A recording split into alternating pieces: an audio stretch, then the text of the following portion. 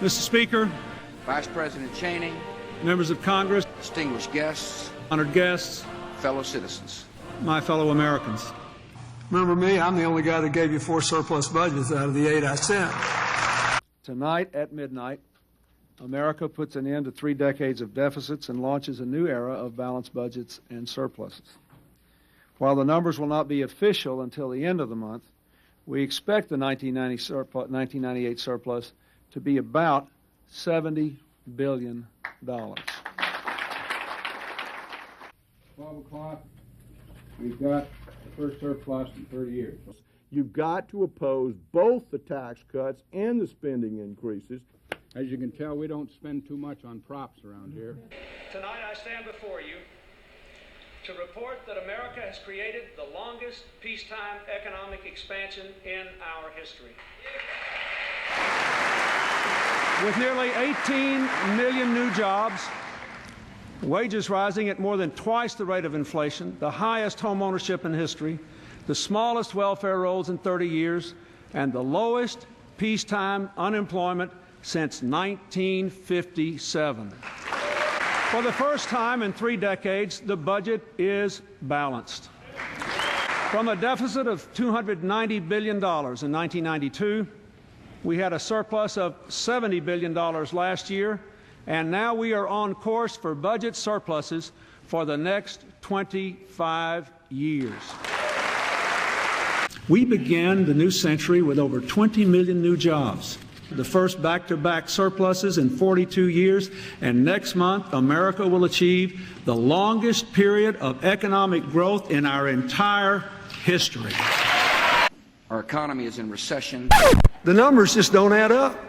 Let's see what Lewis and Clark students have to say about the government budget. Do you think the government should try and have a surplus? Sure. Government surplus would make a lot of people happy. I would rather the government have a balanced budget than a surplus. I don't think we need the extra money. It should be spent on ice cream. I think it would be a lot better than a deficit. Do you think the government should have a fiscal surplus as one of its policy goals? It seems like a better option than a deficit. Wait, what? So what should the government try and do? So I would say not knowing too much about this, a deficit, because that means that spending is higher, while a surplus would mean that tax is higher, so you're taking money away from the public and from the economy. And while even though you're in debt, it means that spending is up, so there's more money going around. Before we go any further, I want to make sure we're all on the same page in terms of what it means to have a balanced budget, what it means to have a budget surplus, and what it means to have a budget deficit. So I created this handy dandy scale here, very fancy and high tech, and we'll use this to kind of delve into it. Let's assume that these potato chips represent all of the money circulating in the economy. This is government spending, and that represents the money the government is injecting into the economy. Over here we have government taxes, represented by the T. And that is the amount of money that the government is pulling out of the economy through the collection of taxes.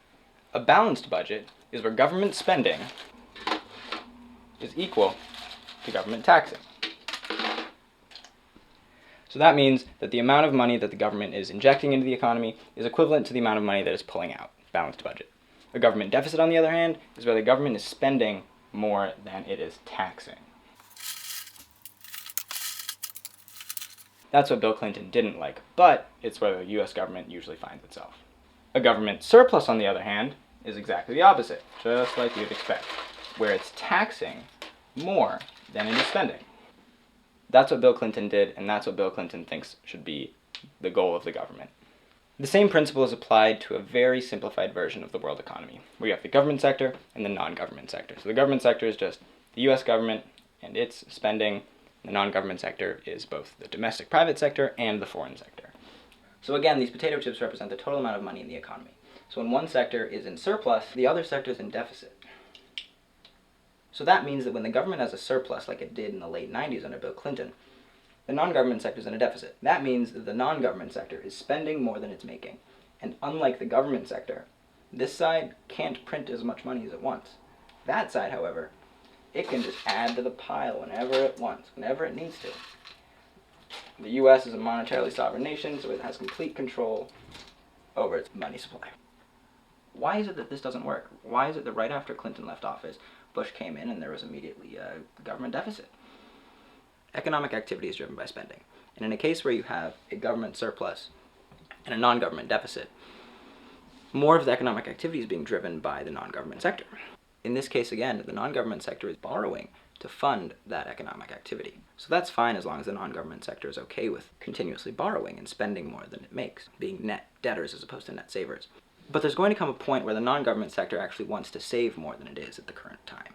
At that point, the non-government sector will stop taking out loans because either they want to or they're just incapable of continuing to borrow, and then economic activity is going to slow down. And then you're going to enter into a recession, which is exactly what happened right after Clinton left office.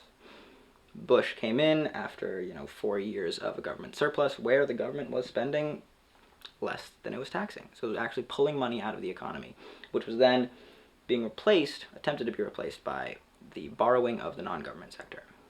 This led to over-indebtedness, which then spiraled into a whole bunch of other things. So while it may seem like a good idea to have a fiscally responsible government which tries to achieve a balanced budget or even a surplus, that isn't actually what is best for the economy in terms of long-term sustainability. The government, as I mentioned earlier, is capable of printing as much money as it wants, so it can really just go into as much debt as it wants as well. The non-government sector, that's not quite so true. So while Bill Clinton was incredibly happy with the way that he was able to achieve a government surplus, it was at the cost of excessive borrowing from the non-government sector, which then eventually led to a recession once the non-government sector began to borrow less and economic activity slowed because there was just less money in the economy. I love you and good night.